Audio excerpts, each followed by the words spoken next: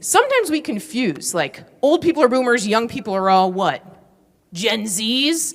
The real research around generations has to do with simple birth dates. So for boomers, if you were born in the mid-1940s to the mid-1960s, you're typically considered a boomer. That means that after World War II, we won, and everybody came home and celebrated. Nailed it. That's exactly right. That's what we did.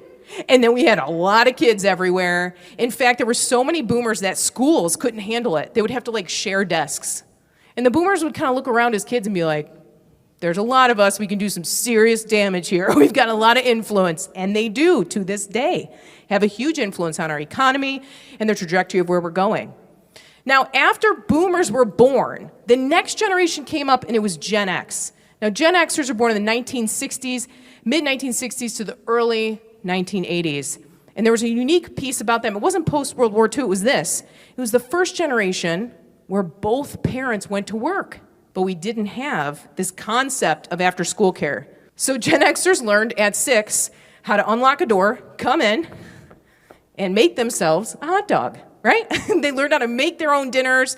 They're very independent as a group because they grew up very differently than the boomers did.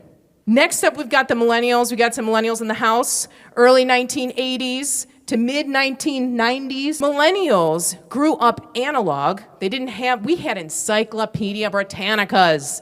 And then somewhere in like elementary school, middle school, this thing called the internet became something. And all of a sudden, we took a spare room in the school and made it into a computer lab.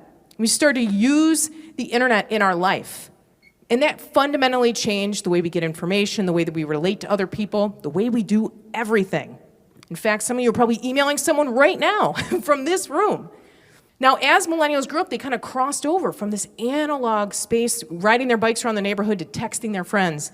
You got this next generation, Gen Zs, born in the mid-1990s to the early 2010s. This is the first generation in human history to not know a day without the internet.